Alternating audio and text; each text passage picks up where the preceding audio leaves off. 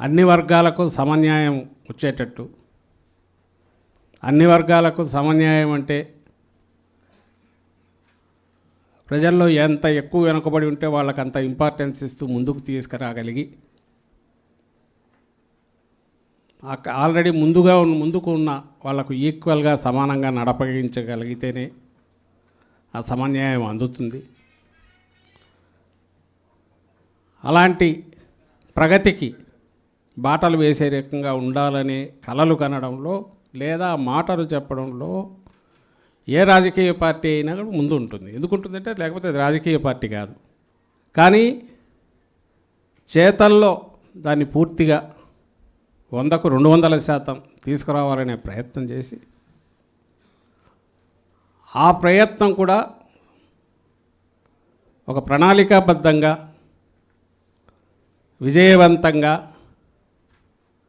చేయగలిగిన రాజకీయ పార్టీలు స్వాతంత్రం తర్వాత దేశంలో అతి తక్కువగా ఉంటే విజయవంతంగా 5 ఏళ్లలోనే పూర్తి చేసిన ఘనత ఏ పార్టీకైనా ఉంటుందంటే ఒక్క వైఎస్ఆర్ కాంగ్రెస్ పార్టీకి మాత్రమే ఉంది.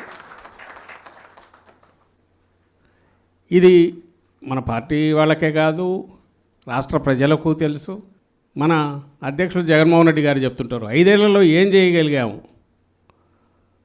5 ఏళ్లలో ఈ రోజుకైనా సరే వైఎస్ఆర్సీపీ కార్యకర్త కానీ నాయకుడు కానీ ఏ ఇంటి దగ్గరికి వెళ్ళినా రాక్క కూర్చొని మన నాయకులు కానీ కార్యకర్తలు కానీ పిలవగలిగే రకంగా కాలర్ ఎగిరేసి పోగలుగుతున్నామంటే దానికి జగన్మోహన్ రెడ్డి గారు మనసా వాచ నమ్మి ప్రజలకు అడగకుండానే అడిగిన దానికంటే ఎక్కువ చేసిన తర్వాత పేదవర్గాలకు కానీ ప్రజలందరికీ రాష్ట్రంలో అయినప్పటికీ ఫలితాలు ఉన్నప్పుడు ఏమి చేయనక్కర్లేదు, వీళ్లకు మాటలు కూడా చెప్పాల్సిన అవసరం లేదు, మనం ఓపెన్గా ఏదైనా చేయొచ్చు అనే స్థిరమైన నిర్ణయానికి ఈయన వచ్చాడా అనే అనుమానం వస్తుంది చంద్రబాబు నాయుడు. అందుకే ఈసారి గతంలో లాగా సాకులు కూడా చెప్పట్లేదు. చంద్రబాబు నాయుడు గారిని ఆయన పాలన 10 నెలలు చూసిన తర్వాత ప్రజలకు ఎందుకు వద్దో కూడా అర్థమైంది.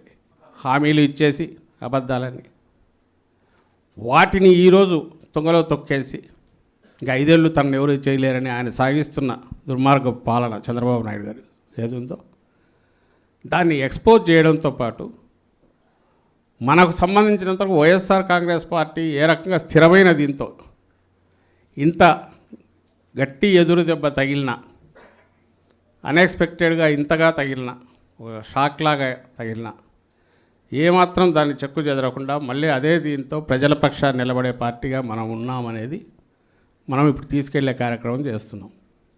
పార్టీ స్ట్రెంగ్త్కి తగినట్టు ప్రజల్లో అన్ని వర్గాల్లోకి మనం పోగలిగేట్టు దాన్ని ప్రతిబింబించే రకంగా స్ట్రక్చర్ను తయారు చేసుకున్నాం. అందులో భాగంగానే మన బీసీ విభాగం, రకరకాల విభాగాలన్నీ ఉన్నాయి.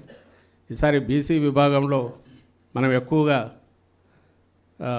ఇంతకుముందు ఉన్న కార్పొరేషన్ల వాటికి కూడా సపరేట్ ఇవి పెట్టి సో దట్ ఎవరి యాస్పిరేషన్స్ ఏమేమి ఉన్నాయో వాటన్నిటినీ రిఫ్లెక్ట్ చేసే రకంగా తీసుకొని మనం పార్టీని స్ట్రెంగ్థెన్ చేయడం, అల్టిమేట్గా పార్టీ స్ట్రెంగ్థెన్ అవుతుంది మీరంతా యాక్టివ్ అయితే. ఈరోజు వైజాగ్ ఇది జరిగినట్టుంది,